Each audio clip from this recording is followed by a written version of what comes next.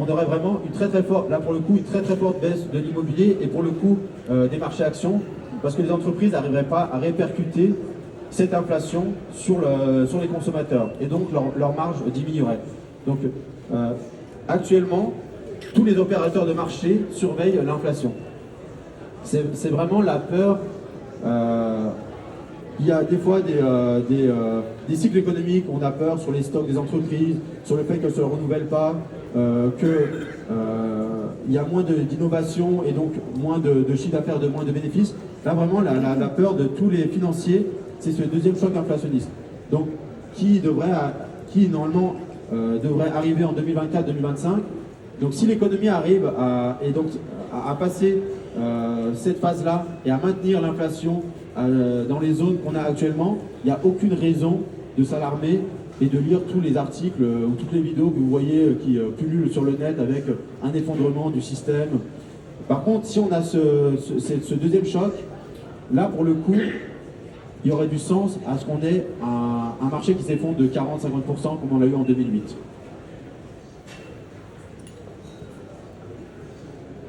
Donc pour 2024, on devrait avoir la même configuration qu'en 2023, avec une performance des indices boursiers moindre, parce qu'on a eu un effet de récupération de la baisse de 2021, on avait perdu 25%, mais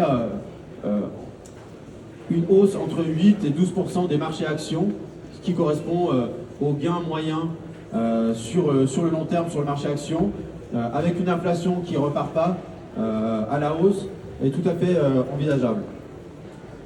En tout cas, c'est le scénario qui est envisagé. Au niveau aussi de la valorisation du marché, on est sur des niveaux de valorisation du marché qui n'est pas irrationnel. On a eu des marchés complètement irrationnels en 2000, on a eu des marchés irrationnels en 2008. Là, pour le coup, alors ça c'est un peu plus technique, mais généralement, la valorisation du marché, c'est-à-dire combien, quand on achète une action, on paye le chiffre d'affaires. Actuellement, on est sur des niveaux de valorisation normales. Donc, on n'est pas dans une phase de bulle. Et donc, si les les banques centrales continuent à bien piloter les prochaines baisses de taux, on ne devrait pas avoir de choc hors événements géopolitiques ou autres sur les marchés actions en 2024. Alors, ça reste une classe d'actifs risqués, les actions. On verra qu'il y a des alternatives qui permettent d'avoir ce même rendement-là sans prendre de risque. Donc, aller chercher 8-12% sur le marché actions en prenant du risque, il faut le mettre en comparaison avec 8-12% sur une classe d'actifs beaucoup moins risquée, ce qu'on verra par la suite avec le marché obligataire. Donc, pour ceux qui aiment bien prendre du risque et qui veulent aller chercher de la performance, peuvent aller sur ces classes d'actifs-là, tout en sachant que le potentiel de hausse en 2024 est très limité, parce qu'on va avoir une récession qui va pousser les banques centrales à baisser les taux, mais comme les résultats d'entreprise se maintiennent, on devrait tourner entre 8 et 12%. Alors, en démarrant les actions, j'avais mis le cycle des actions depuis 1958. Là, sur ce slide-là, on voit que chaque période de croissance, les hausses qui durent entre 8 et 12 ans tournent entre 100% et 400% de performance. Donc, ce slide-là, c'est pour montrer que le marché action, si vous êtes investisseur et vous gardez un portefeuille sur le long terme, essayez de le garder sur les mêmes cycles que les cycles économiques qui durent entre 8 et 12 ans. En comparaison avec le slide que je viens de vous montrer, si vous aviez investi 5 000 € en 86, vous en serez à 95 000 € en ayant passé toutes les crises économiques et toutes les crises financières qu'on a connues, que ce soit la crise des subprimes, la bulle Internet, ainsi de suite.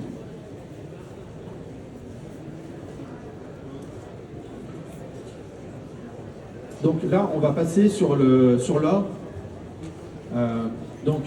Alors, pour ceux qui veulent investir sur l'or, et il y en a pas mal qui me suivent et qui savent que ça fait 2-3 ans que je conseille d'investir d'être investi sur l'or. Il y a plusieurs raisons. Et ce qui est bien, c'est que cet investissement sur l'or, il y a des gros intervenants qui opèrent sur ces marchés-là. Alors la peur de pas mal d'investisseurs qui achètent de l'or, vous le savez tous, pour ceux qui suivent les marchés, c'est la dette abyssale des États-Unis. On vient de toucher 33 000 milliards, avec à répétition des problèmes pour les États-Unis de trouver de l'argent frais pour payer ne serait-ce que les dépenses des fonctionnaires. Donc ça pousse les banques centrales et certains pays qui étaient net acheteurs de dette américaine de maintenant se positionner sur l'or. On le voit sur le graphique à gauche, la dette américaine exponentielle. Elle monte d'année en année, et on le voit à droite, la Chine qui était acheteur de la dette américaine, donc des obligations américaines. D'année en année, la Chine vend ses obligations américaines justement pour acheter de l'or. Donc vous vous retrouvez avec un acheteur d'or qui change ses réserves d'obligations américaines en or. Donc quand vous investissez, il faut toujours vous demander qu'est-ce que font les gros investisseurs.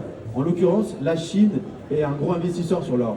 Le fait qu'elle préfère vendre ses obligations qu'elle a cumulées pendant 20 ans pour acheter de l'or, bah, ça vous pousse à faire la même chose.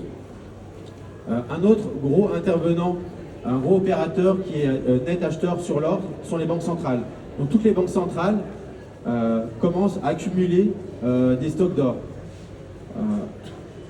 Alors elles ont chacune des raisons diverses, mais votre préoccupation c'est quand vous achetez, qu'est-ce que vont faire les banques centrales, les États ou les banques d'investissement qui font monter ou qui font baisser ces classes d'actifs. En l'occurrence, la Chine et l'Inde également et d'autres grandes puissances accumulent des stocks d'or. Les banques centrales accumulent des stocks d'or. Donc ça, c'est un argument que vous devez prendre en considération. Et l'argument choc qui va notamment propulser le gold au-delà de la barrière des 2000, que le marché n'arrive pas à passer depuis maintenant plus d'une quinzaine d'années, c'est la baisse des taux d'intérêt. À chaque fois qu'on a eu une baisse de taux d'intérêt, vous le voyez sur ce graphique-là, quand il y a eu la crise, la bulle Internet qui a explosé en 2000 et qu'on a eu une récession, les banques centrales ont baissé fortement les taux. Donc en bleu, la courbe en bleu, c'est les baisses de taux d'intérêt.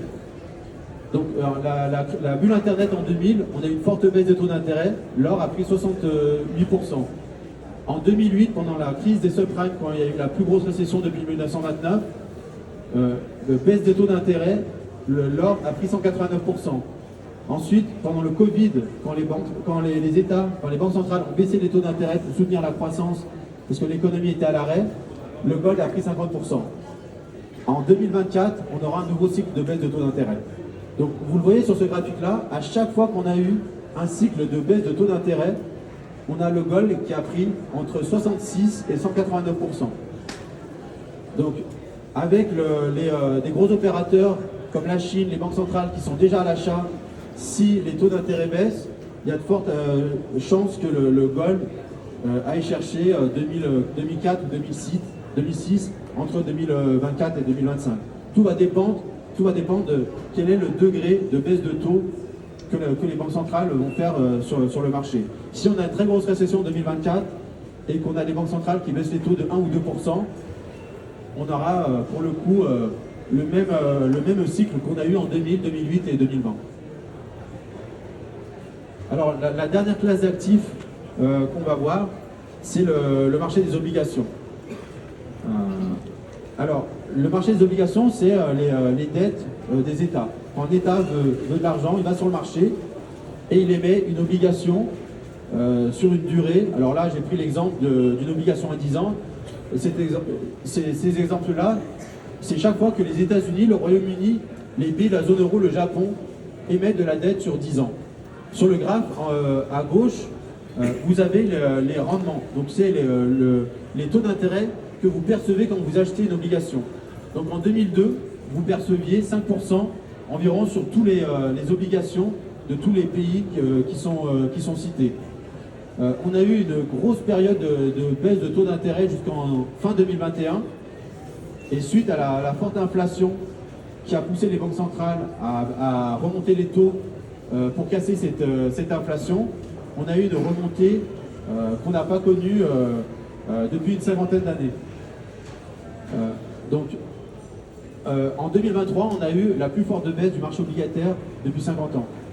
Sur les marchés financiers, ces types d'événements-là donnent des points d'entrée relativement intéressants. Donc, alors qu'est-ce que ça veut dire concrètement ces deux graphiques? Alors, ça veut dire qu'on a eu des obligations qui donnaient 0% de rendement en fin 2021, qui vous donne actuellement presque 5% de rendement, mais qui vous les donne aujourd'hui. Si là, en 2024-2025, les banques centrales baissent le taux d'intérêt, les prochaines émissions d'obligations se feront à 3%, 2%, 1%. Et donc les obligations que vous achetez aujourd'hui vont prendre de la valeur. Autrement dit, avec le scénario qu'on envisage, à savoir une baisse des taux d'intérêt en 2024, donc c'est les scénarios qui sont à votre droite. Si les banques centrales baissent les taux d'intérêt de 1%, 2% ou 3% en 2024-2025, vous aurez des gains sur vos obligations de 10, 20 ou 30%. Alors je sais que dans votre esprit, les obligations, c'est une classe d'actifs qui ne bouge pas beaucoup, où il n'y a pas d'argent à faire, parce que normalement les taux d'intérêt ne bougent pas beaucoup. Or là, on a eu 11 hausses de taux en l'espace de 1 an, et donc on se retrouve actuellement avec des obligations qui sont en limite décotées. Donc il y a des opportunités énormes sur le prix en achetant des obligations aujourd'hui, avec comme perspective que les banques centrales vont baisser les taux d'intérêt. Donc là, la simulation, c'est si les taux baissent de 1%, de 2% ou de 3%. Et à gauche, vous avez la performance, le cas échéant. J'ai même, sur ce graphique-là, le cas où les banques centrales montent les taux. Alors si les banques centrales montent les taux, pour le coup, bah, vous perdez de l'argent sur vos obligations. Ce qui n'est pas du tout ce que les marchés anticipent, et ce n'est pas le message que les banques centrales distillent au marché.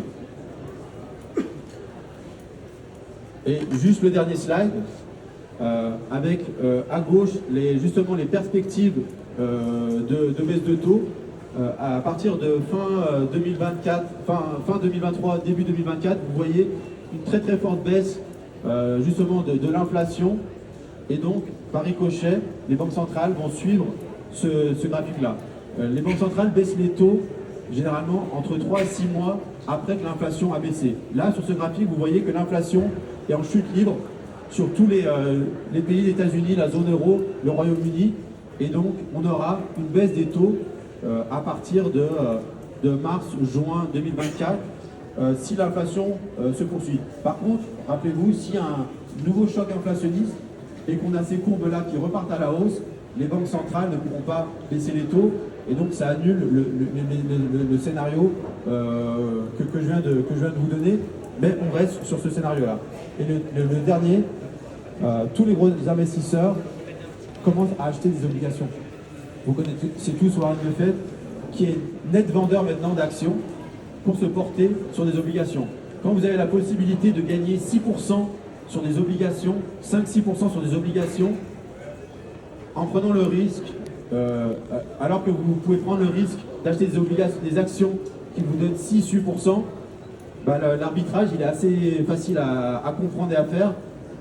Vaut mieux investir dans un actif qui vous donne 6% sans risque, le marché obligataire, que 6-8% sur un marché action où il y a du risque. Donc je vais terminer sur les 4 classes d'actifs. On va passer aux questions-réponses. Est-ce qu'il y a des questions?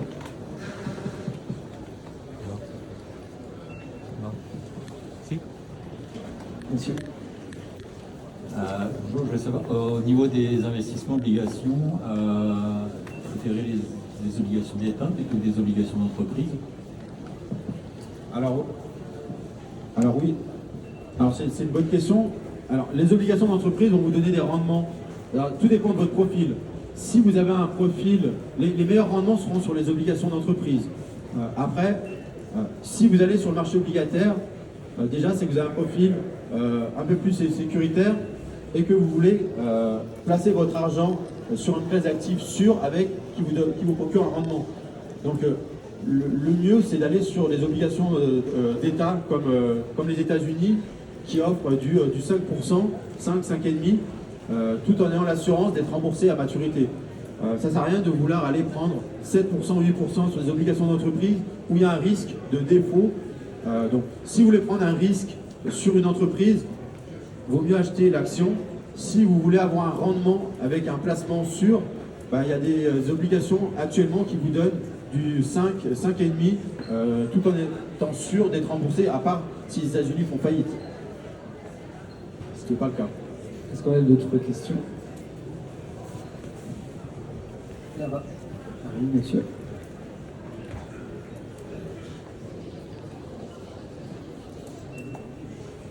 Oui. Pour investir sur l'or, vaut-il mieux en or physique ou par le biais des ETF?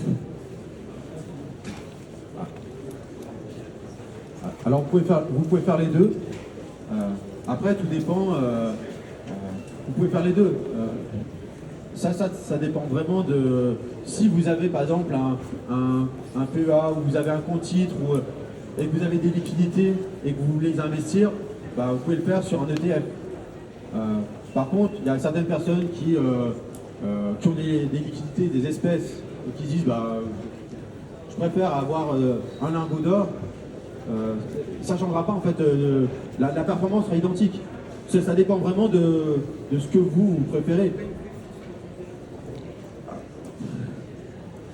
Au niveau fiscalité, de toute façon, vous allez devoir déclarer en fait. Donc ça ne changera rien. L'ETF, c'est sur un compte titre, donc vous allez avoir une fiscalité qui va être. Vos plus-values, vous allez les déclarer au titre de vos plus-values de cession, au même titre que quand vous achetez une action. Vous aurez la même performance que si vous achetez un lingot physique pratiquement qu'un ETF. Donc un ETF, c'est un produit qui réplique la variation de l'or. Tarek, une question là. Oui, fonds obligataire ou fonds en euros? Alors c'est une bonne question. Là, pour le coup, moi, je vous conseille carrément d'investir sur les obligations. C'est-à-dire de choisir. Alors maintenant, il y a des courtiers qui proposent la possibilité de vous-même choisir vos propres obligations. Si vous investissez sur un fonds euro, ça va être la banque qui va arriver et qui va qui va investir sur une multitude d'obligations. Là, ce qu'il faut, c'est profiter des obligations, par exemple, américaines, qui vous donnent du 5%, sur des obligations à court terme qui vous donnent du 5%. Vous pouvez directement acheter des obligations et les choisir individuellement. Après, si vous investissez sur un fonds euro, ça va être dilué parce qu'ils vont vous mettre du monétaire, ils vont vous mettre. Là, c'est quand on parle de la classe d'actifs sur les actions, c'est vraiment au même titre que quand vous achetez une action, alors L'Oréal, Total, qui sont là aujourd'hui, ou Engie, c'est d'acheter une obligation avec une maturité à 10 ans et de la garder. Alors même la France émet des obligations et depuis je crois 1 an, 2 ans, on a la possibilité d'acheter maintenant des obligations directement. Avant c'était un peu plus compliqué, mais là vous avez vraiment la possibilité d'avoir. Alors il y a 2 ans, c'était inimaginable, avoir un rendement sur des obligations de 5%, ces obligations donnaient du 0%, 0,5%, 1%. Là vous avez entre 5 et 6% de rendement assez facilement, sans prendre de risque. Vous allez prêter de l'argent à la France, aux États-Unis, à l'Angleterre, donc vous êtes quand même sur des pays assez stables. Monsieur. Bonjour. Je voulais d'abord vous remercier pour votre intervention que j'ai trouvée très intéressante. Merci. Vous avez mis l'accent donc sur l'intérêt de placer en or sur le gold. Est-ce que c'est la baisse des taux aux États-Unis ou au BCE qui fait varier principalement le prix de l'or? Alors c'est ce qu'on a vu juste avant. On avait déjà des gros opérateurs comme la Chine qui est net acheteur, les banques centrales qui sont net acheteurs, qui diversifient leurs réserves de change. Donc déjà, il y avait un flux acheteur sur l'or. Normalement, qui aurait dû même baisser, et on ne parle même pas de la guerre en Ukraine. Ajouté à ça, maintenant, on va avoir le second volet. Donc toute la hausse qu'on a connue, c'est la Chine, c'est les banques centrales qui ont acheté. Et la peur aussi de la guerre géopolitique. Maintenant, le troisième volet, on va dire deuxième effet qui se coule, ça va être la hausse qui vient des baisses des taux directeurs de toutes les banques centrales. Il n'y a pas que la BCE et la Fed qui va baisser ses taux. Toutes les banques centrales dans le monde vont baisser les taux. Et donc, on l'a vu dans le slide, à chaque fois qu'on a eu une baisse des taux d'intérêt, et donc une rémunération qui est moindre sur les actions ou sur les obligations, les opérateurs se reportent sur l'or. Donc plus les taux d'intérêt vont baisser fortement, et plus l'or va monter fortement. Et alors si, à côté de ça, on a une dégradation au niveau géopolitique, ce qu'il faut savoir, c'est que l'or, c'est une classe d'actifs qui est très petite. Et donc quand tout le monde veut acheter cet actif-là, la seule variable d'ajustement, c'est le prix. Un peu comme les cryptos. C'est un marché qui est tellement petit que dès qu'il y a un opérateur qui va en acheter, bah, ça monte très fortement. On n'est pas comme sur les indices actions ou les indices obligataires, c'est des montants énormes. Et donc, quand il y a une banque, un BlackRock qui veut acheter, bah, ça ne déstabilise pas le marché. Là, pour le coup, dès que les grosses institutions veulent acheter cet actif-là, bah, le prix peut monter de 10, 20, 30% assez rapidement. Nous sommes sur la dernière question, monsieur. Bonjour. Est-ce que vous prenez en compte l'inflation sur les rendements des obligations américaines? Bonjour, excusez-moi. Est-ce que vous prenez en compte le calcul de l'inflation sur les rendements des obligations dont vous avez parlé au cours de présentation?